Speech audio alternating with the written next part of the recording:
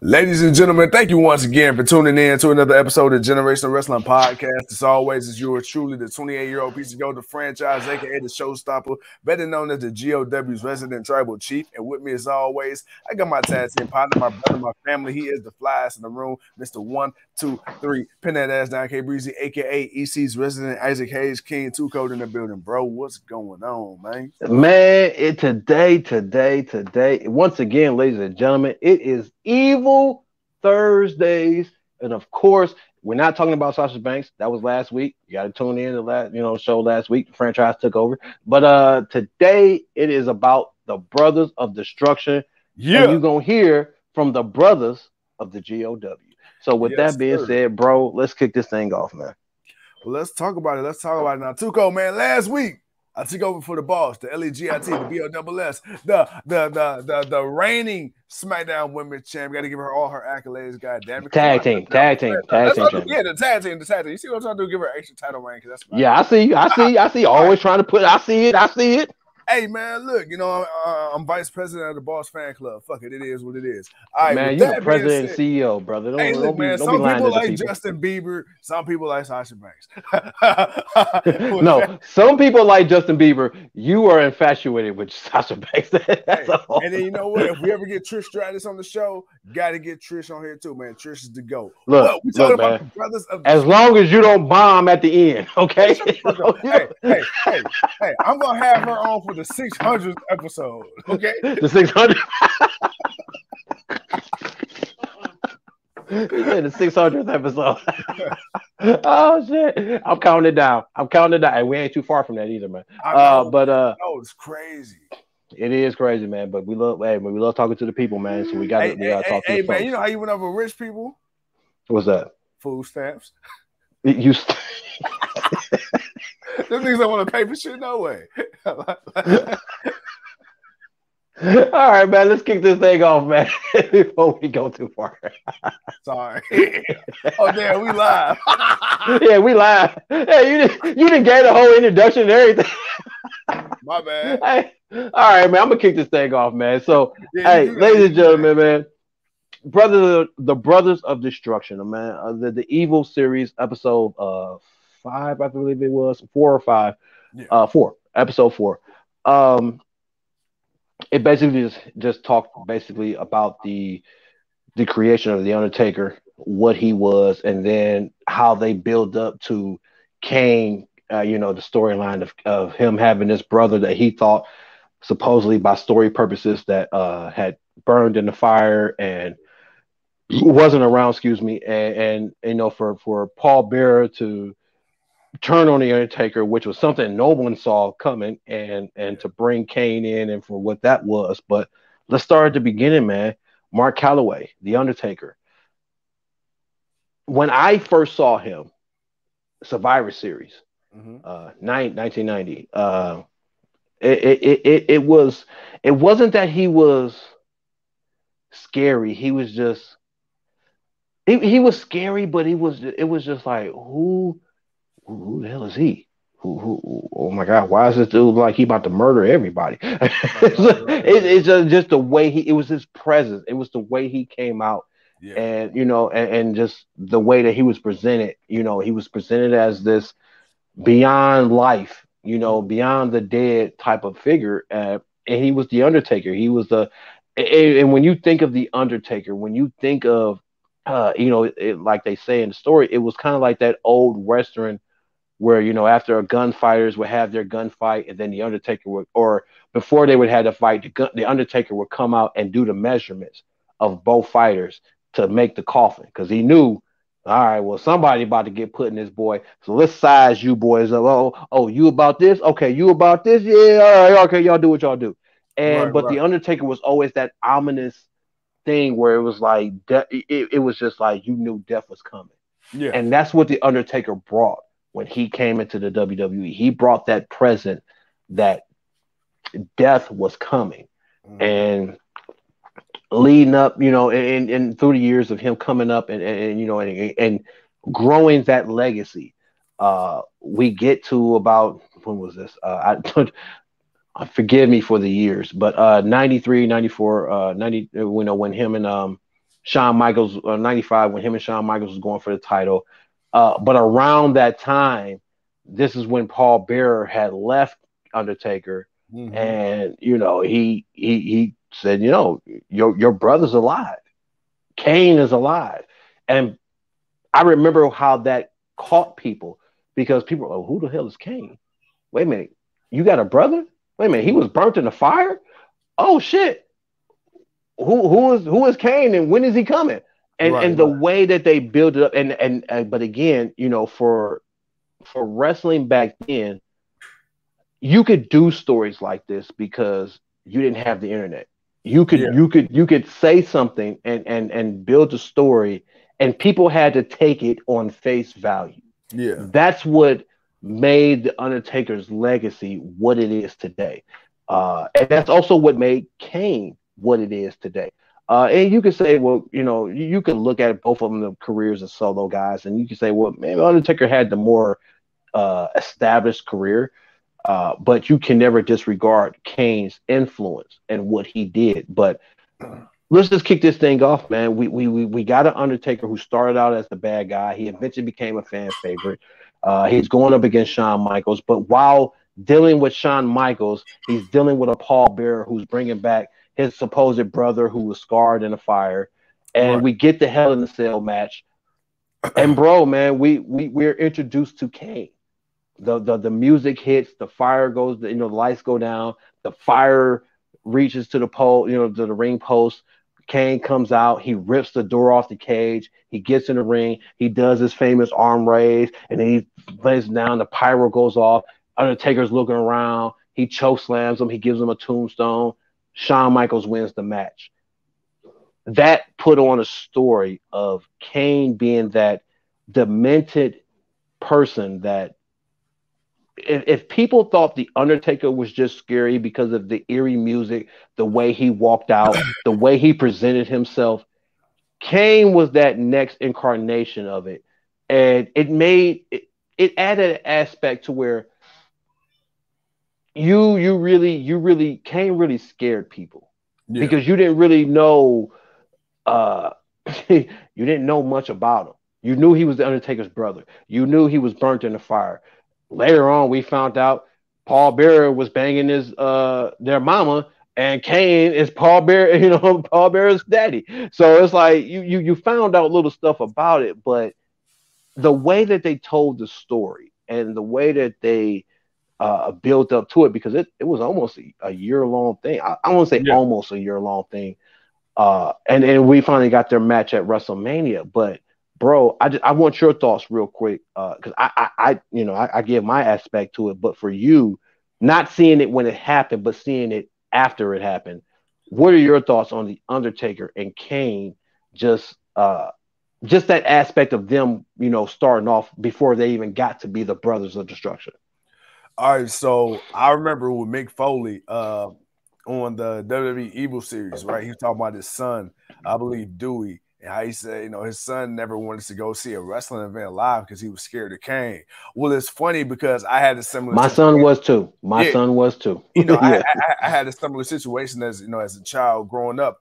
I would not play with Kane or the Undertaker in the wrestling games because I was scared of the intro. Like everything about the music, like everything scared me. Dude, true story. I'm gonna give you a GOW exclusive. For about a year and a half, man, I was in the fourth grade for a year and a half. So halfway through my fourth grade year, up until my sixth grade year, I did not watch Monday Night Raw. And the reason I specifically did not watch Monday Night Raw is because I was scared of Kane. Like I was scared of his intro. Like his intro, dude, used to freak the shit out of me. And if you remember back then, that's when Raw was primed. It was like 9 to 10. So, after about 10 o'clock, dude, you got Kane, big, scary red ass coming out with that. And that's when he had the real scary music. Kane's music kind of like changed throughout the years, but he had but that's when he had that guitar. It was like really just evil. But that just that, it was like, I don't know if it was piano or what, but it was just it was like the slow methodical music with the fire burning, and then of course you had the stage erupting in flames, and that's what made my son so scared of watching Kane, because it was the fire and then just seeing him coming out, and it was like, and by that time, he okay, my son was born in 2001, so when he seen Kane, Yeah. by this time, Kane had taken off the mask. Yeah. Kane had burnt JR. Kane had put battery to Shane's nuts. Same nuts. Yeah. Kane had unmasked. I know we're kind of moving forward, but it's just that aspect of what that character did and just how it had an effect on people. And it's the psychological, like they said, it's the psychological effect of you just seeing this big, tall, just lifeless guy Yeah. walking down, and this music, and it's just a slow and just it's just a orchestra type music, and it's dark, and you got the mist and everything, and it's just like, oh my God, why do I feel like death is standing behind me? And that was the genie in the bottle of the Undertaker and Kane. But the thing is, like with me, Kane and the Undertaker was intimidating too. But to me, Kane, he scared me because Kane was more of a monster. See, Undertaker was the more fire. Of it's the fire. It's the fire. That's really what it was. It was that fire because, like, Kane was like the real life incarnation of what I picture a devil to be, right? That was Kane. Without the horns. Yeah, with the red, especially with the red and black. And then he had the one eye that was like, that looked like a number one, and the other eye. It was supposed to be a glass eye. Yeah, right. Yeah. Remember, Kane originally was supposed to have a glass eye. That's why it was always, why did the one eye? Because it wasn't supposed to be a real eye, but internet kind of exposed that. But yeah. And then like his mannerisms, like he even explained it too, how before Kane started talking or even had that dumbass voice box, before Kane would talk, he would kind of turn, and then he would turn. And then the thing is, like with the Undertaker, now the Undertaker was a different type of creepy because the lights that go off and he'll magically pop up. Let me tell you something. So I remember Undertaker as Phantom Undertaker. I remember when he's putting Stephanie McMahon's on the Undertaker symbols and all that shit. But then it became the period 2000, 2001, where he became the American Badass, Big Evil. And I kind of forgot that Undertaker for a while. So I want to say 2004, let's see, at the time I'm 10, 11. Him and Undertaker, no, excuse me. Him and this is right when he came back, because I believe he got buried alive by Kane in that buried alive match against that was about that was later on. That was after the American Badass. Yeah, and then when Undertaker came back, he came back as the Phenom Undertaker, the Dead Man Undertaker. And when that Undertaker came back after being the Dead Man for so long, I'm not gonna lie, because I forgot what the old Undertaker used to be. Dude, that shit scared the fuck out of me, dude. Because when he realigned with Paul Bearer, he was doing this thing with the Dudley Boys and the Great Khali and all that shit. And then him and Randy Orton, when they had they feud, and Undertaker turned the lights off and doom, that he'd magically be there. And then you had the doom, then the fucking lightning bolt come out of fucking nowhere and hit the stage. Like, what the fuck is that? Dude, yeah. The Undertaker was Undertaker was more creepy. Kane was more scary to me. Yeah. Like I say, because when the Undertaker was like, "Oh my God, Death is walking. Oh my God, he's coming out for me. He's coming to get me. He's coming to get me. Oh my God, I'm gonna stand here and act like he don't see me." It's like, no, dude, he's coming for you. And Kane was, "Oh my God, he's about to set us all on fire." And it was like, dude, what is going on here? When Kane first unmasked and he turned on RVD, you remember when he beat the fuck out of Stone Cold Steve Austin that one time with that chair? He just started, dude. Yeah. When Kane first took the mask off and his shit was all charred up, it made it worse. Dude, but it was paint. That was the thing. Like when he took that first mask off, what I liked about it was when he took it off, you saw the hair. It was like, oh wait a minute, Kane don't have. Wait a minute, that wasn't Kane's hair. That was the first thing that got me. It was like, wait a minute, the hair went off with the mask. Oh wait a minute, what am I looking? What is that on the top? What is that on his head? And then he turned around, and then you had the and then it was just he had the look, and then with the look, and then he had the face paint, which of course kind of was the effect for the eyes. But it was like him taking it off after the match. It looked worse. But that Kane without the mask was more demented. It Especially felt when he like came out with the towel on his head, looking it crazy. felt like the mask held back the hellfire. Yeah. And it's like once he let it go, it was like, oh shit. What did they just do? What did y'all just do? Why did y'all do? Put the mask back on. Put the mask back on him right now. No, put the mask back on him right now. But but it did what it needed to do. It got the people thinking. It got the people feeling differently. And mostly, but we don't want to go too far. But after they had their encounter at the Hell in a Cell, and they build up to the match at WrestleMania, which I won't say it was a classic, but it definitely was a match. I want to say it was the most anticipated match people wanted to see of that WrestleMania. There was a couple other matches too, but it was like, oh my God, we're gonna see Kane, we're gonna see Undertaker. It's WrestleMania. It's like we're gonna finally see this thing pay off.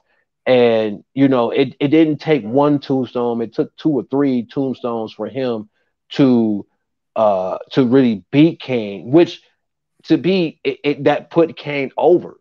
That even the Undertaker, as destructive as he can be, as powerful as he can be, it took so much more to put out his brother, which made it even like, man, Kane is just as evil and as demented and as powerful as the Undertaker. Yeah, the Undertaker may be a step above that, but Kane ain't too far behind it. So we got that, and then once Kane decided he was turning on Paul Bearer, he wasn't about you no more. It's about being with my brother. We did the damn thing in the ring. We got that out. There ain't nothing else for us to do but dominate everybody. So now we got the Brothers of Destruction. We got them two big colossal. We got the brothers from hell. All right, we got the Undertaker who takes the souls to hell, and then we got Kane who's burning them when they get there. They're teaming up, and they're wrecking through everybody, and I mean they're wrecking through everybody. And then of course we got the Ministry of Darkness, and we got all of that other stuff that came up. But before we get to the character change, uh, what was it like for you to see them being a team together? I know what it was for me, but what was it for you to see them as a team together, the Brothers of Destruction? All right, so again, right, you had two versions of the Brothers of Destruction, because you had the Brothers of Destruction when Taker was badass Taker, and you had Brothers of Destruction with Kane. I mean, with Taker as the Phenom, the Dead Man, whatever. So there's one incident specifically that sticks out in the middle, and this isn't even the match. Monday Night Raw, Brothers of Destruction. I can't remember what happened, but William Regal was like the general manager at the time, or the commissioner, whatever the hell he was at the time. And Commissioner or some shit like that. Yeah, and I believe I forget who wanted the match. I think it was Taker wanted the match, or something happened with his arm, and he got hurt. And he wanted a match, and William Regal was acting like he didn't want to get him the match. And then so all I remember is Undertaker being like, Kane. And the next thing you know, out of nowhere, Kane just set the office on fire. But going back to the Brothers of Destruction, dude, they had such a presence about themselves, even when they came out together. The entrance, just everything about them. They have a similar build, right? They're both about the same in height, same in stature. When you look at them fight in the ring, their fighting styles is very similar. It's almost like you're looking at a carbon copy of each other, right? Everything Undertaker did, Kane could do. Kane set up like Taker. Kane could take punishment like Taker. Kane had the choke slam and the pile driver like Taker. There was things that Taker did that Kane didn't do, and everything that Kane did that Taker didn't do. But when you looked at it, it was menacing, because you literally got these two twin towers, right, who can equally do just as much as the other. And when you look at the career that Taker has had, when you look at the career that Kane's had separately, individually, and then you want to bring them two together, like, come on now. And then they hit you with that double choke slam. That used to be my favorite part of watching them team up together. Like when they just start clearing house, you got Taker in the corner throwing them bows. You got Kane throwing them bows. And then they just started choke slamming the shit out of people. And then it was just like, dude, bro. And you got Taker doing this little pose, and then you got Kane doing the boom. It was a whole thing, bro. Like it was a whole fucking gimmick. But dude, I love the Brothers of Destruction, and honestly, as much as I love them apart, it was always cool to see them together because when they were together, it was just like, dude, yeah, you had Kane tag with RVD, and you had Kane tag with a couple other people, and X you had Pac and a few other yeah, people. Yeah. and you had Undertaker. He had the Ministry, and he kind of did this one, two other people. But to me, the tag team matches that stand out to me is the Brothers of Destruction together. Because that's when I feel like, bro, they chemistry was just off the fucking charts. It was, and like I say, the presence of who they were is what helped that. Yeah. Because it was one thing. Damn, you fighting the Undertaker? Shit. All right, we gotta go fight the Undertaker and Kane. It's like, oh, dude. And you know what's funny? Vince, what did I do? What did I do, Vince, that I gotta deserve this? What did I do? I'm sorry. Don't punish me for this. I don't want to fight them. But that's what it made you feel like when you saw them, because it's like, man, whoever's finna go up against them, y'all finna get it. Y'all finna get this, man. Y'all finna get this work, and you're gonna love it. As much as you hate it, you're gonna love it. That and the fact that the Undertaker was such a menacing figure, yet he was the cooler head of the two. It was Undertaker was big brother, but Kane was always that guy you had to watch out for. Like, it always felt like Undertaker was always the one, like, Kane.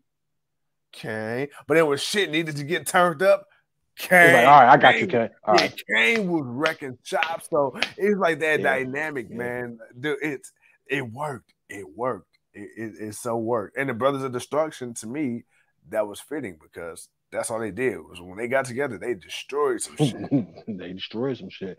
All right, man. So the times are changing. Yeah. And they talked about it, especially Undertaker. He talked about it. When you had the Austin, the Rock, and Triple H, and the Attitude Era taken forth, where you had guys, like I say, it was more of the reality based.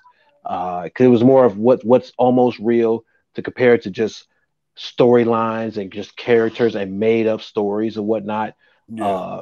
And the fact that, when you really look at it, Kane didn't really change too much when Undertaker changed a lot. Like for the Undertaker, it made more sense why he became the Undertaker to the American Badass. And it was just like it wasn't. I know so. How can I say this? It wasn't a downfall. It was a change. It was something he needed to that fit more of the reality base of him being a badass. Yeah, I think at that point in time, people understood that it was more of a character. So you kind of wanted to know if he could do something more. And Undertaker showed us he could. He can not only did he cut more promos as the American Badass, but he was still a badass. He was still an intimidating figure. Yeah. I mean, it's one thing to come out walking to smoke and ominous music, and all of a sudden you coming out, you got Limp Bizkit in the back, you got a big dude who's an ass kicker on a bike, and he's just revving that bike on the top of the ramp. Especially when he became Big Evil. Yeah. Man, but even before Big E, just being that American badass, you keep rolling, and then he just revving that bike up on the ramp, and the people are like, oh yeah, Undertaker about to come down and whoop somebody's ass, and he run around the ring, and he get off that bike, and he get in, and he do his little thing, and the subtleties, the small subtleties, it was just his appearance, the way he talked, the way he fought.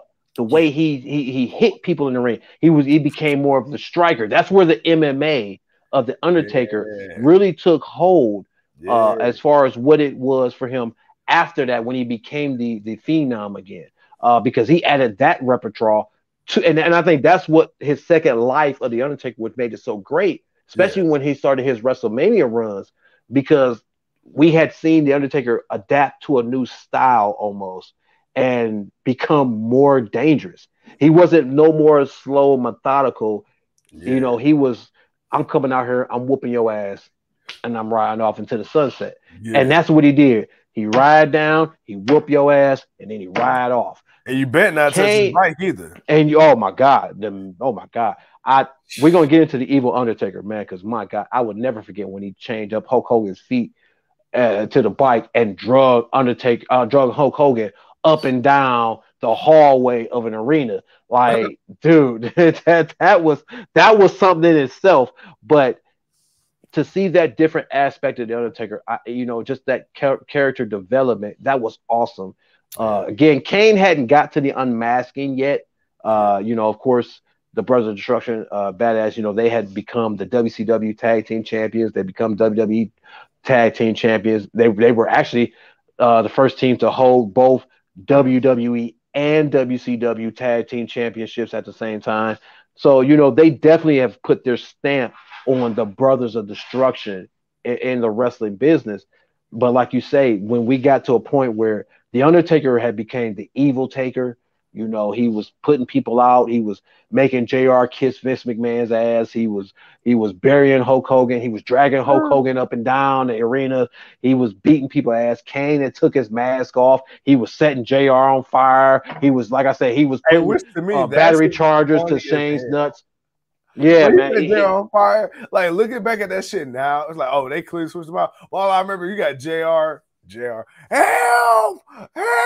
That motherfucker was cooking like a Texas pork roast. Man, a barbecue pork chop, man, for real. He was that. I now understand where he got the JR sauce from. The JR sauce is something secret. It ain't no secret no more. So petty. Why are you laughing at me? And I love, but that's what made Kane such a different character. Like I said, when he took that mask off, it was like, dude, you unleashed the evil. Like, we thought Kane was evil up until that point, until he took that mask off, and it was like, oh shit, oh shit, it's like, well, who's gonna do what? I don't know.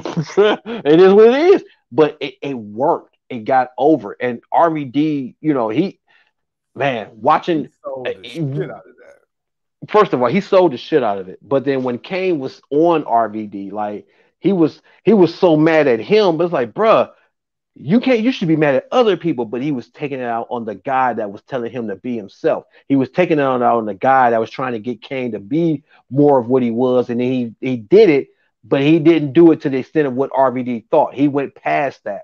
And just watching him pour gasoline on people, it's like, dude, y'all gonna let the dude who burned in a fire walk around and pour gas on people? Okay. Okay. All right. Damn you, NW. Damn you, Vince. Damn you.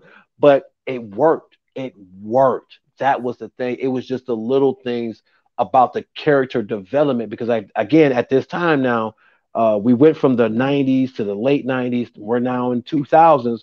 Actually, we're now 2005, almost 2010, where this Kane and this Undertaker are taking off. And it culminated in, it started out as them being brothers, in their wrecking shop. They both go through their character changes. They have their match. Kane ends up burying the Undertaker, and he comes back as a phenom, and we get that. But we still got the demented Kane, who became a multi-time world champion, who put on good matches, who was just that. He was just that constant, consistent guy, that big monster heel that you always needed. And you always could appreciate that. Was everything great? No, but for the most part, you saw Kane unmasked do way more damage than any Kane with a mask on do. Ever. So I appreciated that these guys saw the storm before, saw the storm coming, and they were prepared for it. And even after that, they ended up teaming back up again, which, when you thought, like, man, you know what, they're siblings, that sibling rivalry, it will always be what it is. But at the end, blood always comes through. And even though we know now they're not really brothers, but because like, again, you couldn't know what you know of wrestling now, like you do, like then, what you know then, now. It worked. That's why when I say, man, could there ever be another person second coming of Undertaker, and that's why I say it was Bray Wyatt. Bray Wyatt is the closest you will ever get to what the Undertaker was, and it got over in a time where the internet and the dirt sheets and everything else kind of spoiled things for you. So it's like, man, if you never thought there was someone worthy, bruh, you prejudged before you gave it an opportunity. And even when you saw that it was getting what it was, you still didn't have confidence in it. But that was more on you than anything else. But that's a whole other conversation for a whole nother day. We're not gonna get into that. But the Brothers of Destruction, man, as a force, they were scary. They were destructive. They ran through everybody. As as rivals, uh, you appreciated what they did because you knew it wasn't just going to be regular. Nothing was regular with these guys. Inferno matches, buried alive matches, casket matches. I mean, damn, everything Devil's Playground that you could do. The only thing that Kane and Undertaker didn't do, that which I'm very surprised they didn't do, was a Hell in a Cell. I'm surprised they never did a Kane versus Undertaker in a Hell in a Cell. Uh, Yeah. would have been a great match? No, but I think it would have been a brutal match. I think it would have been a match that really would have shown shown why they're dangerous more together than they are separately. But at the same time, just show how dangerous they are. Your thoughts on that, man? No, no, no. I mean, you hit that right on the head. I think the only match that would have been more dangerous than that would be an EBT street fight. You know, You stupid. Goddamn. Stupid. You stupid. you know, you fighting at all the Shaw Seymours and shit. Hell no, not the same, Morris. Hell no, they all been bought out. They all go. Hey, up here fighting in the Kmart parking lot and shit, man. Oh my god. Man. Hell no, man. You a fool, man. Hey, Oh hey, my god. man. Up here having a Royal Rumble at Sears. Oh my god, man. You a fool. Oh man, but no. You a fool. Hey, I had to take you back with the Shaw Seymour, boy. Hey, boy, you sure did, boy. Like, damn, that's dope, man. They didn't tore down the building. It ain't even there no more. Hey, you remember Fashion Bug and Dots? Dude, oh my god, dude. Silverman somehow still survived. Yeah, still surviving. I don't know how the hell they still surviving. Come on, ain't Silverman still open? That big ass building? Still surviving, man. I don't know how. I don't know how, but it still is. That's, and ladies and gentlemen, if you don't know what Silverman's is, just to kind of give you a history lesson, Silverman's was the original Dollar General. It was the original. It was the OG. Less, yeah, yeah, pretty much.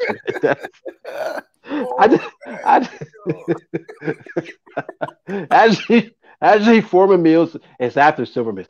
Silverman's was something different, man. It was just, it was everything what you see now in Dollar Tree and Dollar General and Save a Lot and all these. That's what Silverman. Only thing Silverman's didn't do was sell food. That was the only thing. And honestly, I'm glad they didn't, because it would have been expired and past this date if they were selling it. But they would have gave you shit that the shelters didn't even want. Like, oh my god, oh my god, dude. But he said, "What did Leo say?" He said, "They say why say it with a straight face though." Hey man, sometimes realness is real. But yeah, we get it funky fresh. You feel me? Hey man, you know how it is, man. But overall, though, man, get back on topic, man. Kane and Undertaker as a duel, dangerous as individuals, dangerous, but as a team, more dangerous. As a team, they were more dangerous because it was like if there was one you could count on to combat the other, it's like, oh man, well, Kane or Undertaker, whichever one. But when you saw them both coming out, it was just like, oh shit. Yeah, so today is the day of my death. Okay, all right, let's go with it. So, but no, man. Ladies and gentlemen, that's the evil series. They Undertaker and Kane, two legendary characters in wrestling, that have put their mark on the business. They are definitely something that you won't see a lot of today because of the evolution of just not just wrestling, but just in life in general, of just where we're at now. Again, like I say, if you were going to come close to it, it would have been, Bray Wyatt, maybe a Aleister Black, a Malachi Black. There's only a few guys that really take that aspect of it and can really make you buy into it. Those are just a few names to name. Because the only reason I named those names is because they've been the only ones close enough to what they were. Maybe not as dominant, but that's a whole nother reason why they weren't dominant. But other than that, man, Kane and the Undertaker, definitely two big evil monsters. They made kids have nightmares. Yeah. They scared the shit out of you. They did.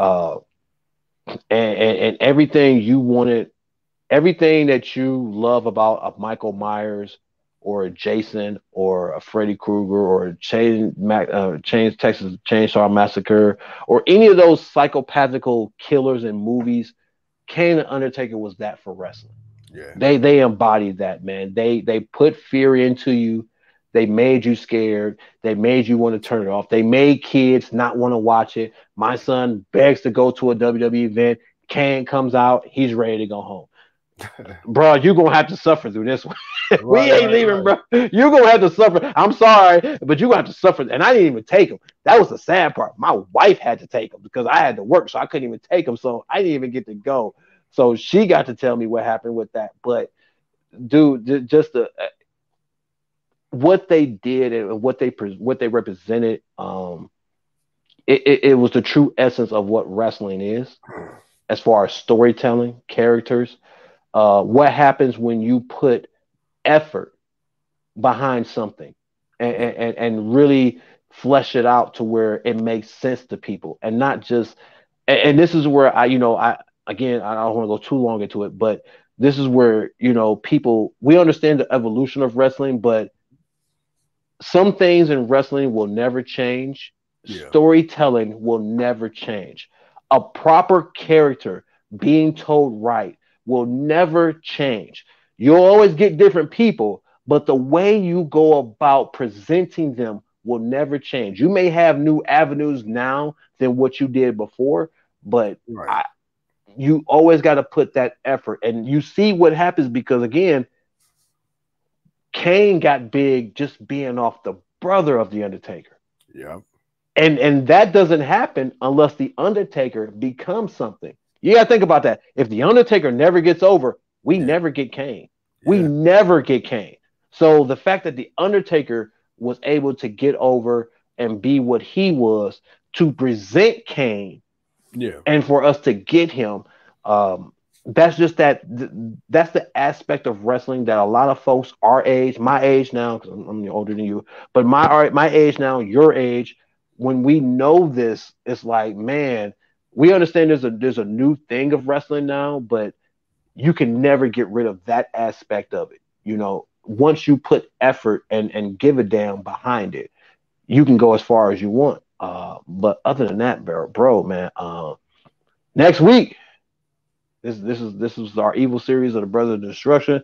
Next week, boy, oh boy, man, my man just celebrated 20 years in the wrestling business. He is having the best time of his life right now with Matt Riddle.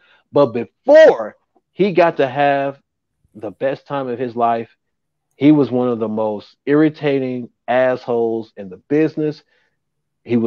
Before he was the Legend Killer, before he was the Apex Predator, Randall Keith Orton was just a simple guy that was a third generational wrestler. And next week, ladies and gentlemen, we are going to talk about Randy Keith Orton. And man. Randy did some things. Randy's did some things, man. But other than that, bro, any final words, man, before we get out of here, man? Man, I don't know why you keep passing me the baton on days like this. All right, man. Man, gotta make sure, man. Something might come up. You never know. The wheels are always running. So I figured, fuck it. We getting plenty of subscribers now. As soon as we get 7 more, I believe that'll put us at 1,100 on YouTube. Fuck the 1100. PC shit, man. I'm gonna start dropping N words, and I'm gonna give y'all the real me. No, he's not. No, he's not. No, he's not. Ladies and gentlemen, look here. Look here. Wait a minute. No, no, no. No, look here. Look here. We appreciate y'all for appreciating us for who we are. Okay. Yes, we're gonna cut loose a little bit. We're gonna do that. My Lord said, "Come as you are." And you are coming in as you are. But we are going we are going to be us. We're gonna say some shit from time to time. Let No, the man. reins loose. Let my people No. go. Yeah, look, we've been let go. That's why we're doing the show. Look at I'm representing for all the urban podcasters out there. I say, give you a voice. See, this is why we're the generations of wrestling. All right, this is why there's an age difference between us. All right, I can't control this guy. I gotta let him be him, man. I gotta let the bird. I gotta let my man fly. But I got. Hey, man, no, man, don't fly that way. Fly this way. So, yo, we gonna always continue to be us, man. No matter what, man. That's who we are. I know my man is playing jokes, but I got to be the older person. I got somebody's got to make sense of stuff. Sometimes it's him, sometimes it's me. But no, man. Man. We're just gonna keep giving you what we give you. My kids still babies. Your kids older, man. I'm tired of being responsible. Sometimes I just want to be tired too. Shit, bro. Look. Let me tell you something real before we get out of here, real quick, man. That was one thing me and my wife said today when we left. Go have some few drinks and whatever, man. It was like, man, it's nice to leave the house and not have to call 5,000 people to babysit. It's just, hey y'all, we be back. Pew, and just go. Look, bro. When the kids get to a certain point, it's like, you know what? Y'all be all right, man. Ain't nobody, man. Y'all be all right, man. Call us if you need. We'll be all right. We going. We kick. Hey, as soon as the youngest turn 10, the other one be old enough, man, I'm gonna leave them here. Hey, man, y'all got some Fruit Loops? All right, cool. Yeah, you got Fruit Loops. You got you know the number 911. You be all right. You be cool. You be cool. You be cool. You don't need that cow's milk. Do what your granny used to do. Eat your Fruit Loops with water. Get that 2%. Go ahead, get that 2%, bro. Go ahead, get that 2% and go call it a day. Hey, shit. Hey, what my dad used to say when they used to want McDonald's, you got McDonald's money, you got milk money. All right, go ahead. All right, well, go what you do. If not, go and get that good quality H2O and them Frosted Flakes. But with that being said, ladies and gentlemen, man. Sugar water ass cereal. Hey, man. Hey, man. Tough times, man. Tough times call for tough measures, man. Tough times for tough measures. But, ladies and gentlemen, man, we appreciate y'all, man, no matter what. We're going to always stay who we are. It's only in us to be who we are and enjoy what we do. But other than that, ladies and gentlemen, like I said, next week, Evil Thursdays, we're going to bring it to you again. We're going to talk about Randy Keith Orton. Tomorrow, of course, man, it's that SmackDown AEW Rampage review. We're eventually going to get back on schedule. I know we've been kind of off the last couple of weeks, but we're going to get back on schedule. Don't worry. We got lots of stuff coming up. We got Backlash coming up. We got Double or Nothing coming up. And honestly, we got a few interviews we're working on. Other than that, man, we're going to get back to our regular schedule of things, man.